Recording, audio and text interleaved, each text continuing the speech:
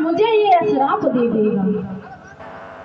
अगर दो नाव में महाराज बैठे चाहिए तो क्या करना चाहिए? पहले धर्म की बात सोचनी चाहिए। इधर जब दास मल्ला जब रोने लगा है तब सोच रहा है प्रभु मैं क्या करूं, इस भोजन का भी अपमान ना हो और इस ऋषि को भी पार लगा दूं। तब तक क्या हुआ, मस्ते गंदिया आ गई। मस्ते गंदिया पूछने लगी पिताजी क्या हुआ?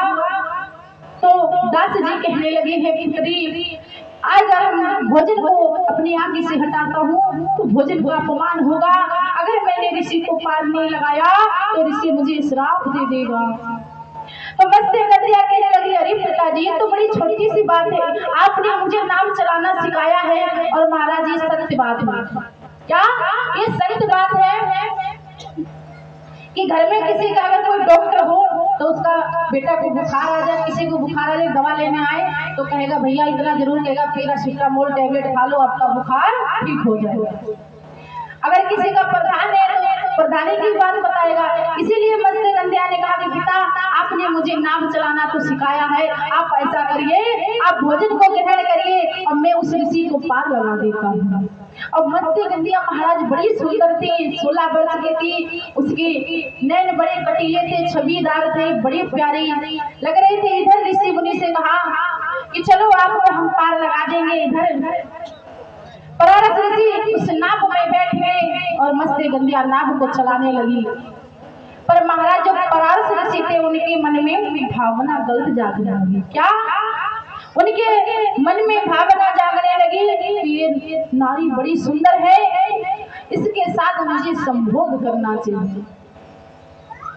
इधर परारस ऋषि के मन में गलत गलत विचार जब आने लगे तो इधर परारस ऋषि ने क्या किया, उस मत्स्य गंदिया का हाथ पकड़ लिया।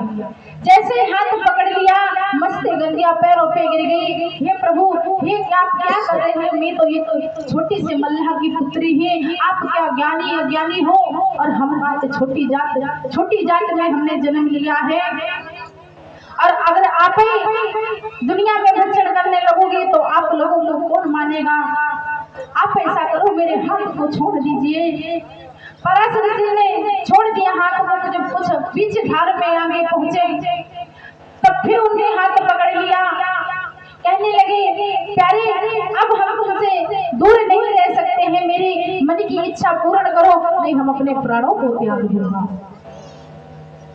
दोपहर का वक्त रहे तब मस्ते गंदिया मजबूर रही कि अब हम इस जल में इसमें अगर ऋषि मुनि ने अगर अपने प्राणों को त्याग दिया तो मुझसे अपराध कोई नहीं होगा।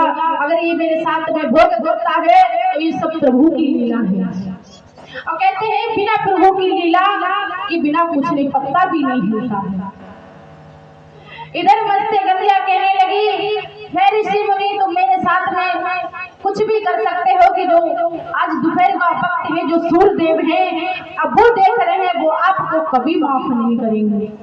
तो इधर परारस ऋषि ने कहा कि आप बड़ा शक्तिमान परारस ऋषि थे, ऐसे वैसे ब्राह्मण नहीं थे। इधर उन्होंने क्या किया, अपने माया योग से उन्होंने कोरा को प्रकट कर दिया, धुंध को।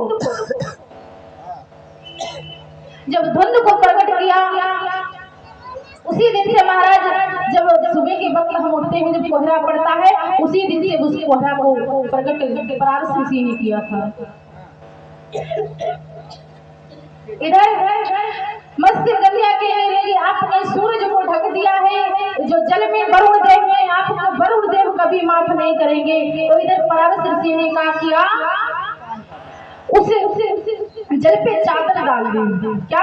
उस जल पे चादर डाल दी। और महाराज आजकल नदी में देखो, कभी भी अगर जाके नदी में देखो ज्यादा दिन पानी ठहरा रहता है तो उसमें हरी हरी गाय जमी होती है, वो परारस ऋषि की लीला है। उन्हीं ने गाय को प्रकट किया था। जब जैसे परारस ऋषि ने मत्स्य गंदिया के साथ में संभोग किया, इधर जब अपने होश में आए हैं परारस ऋषि कहने लगे मुझसे अपराधी मुझसे बुरा कोई नहीं होगा, मैंने इस अबला के साथ में बड़ा गलत किया।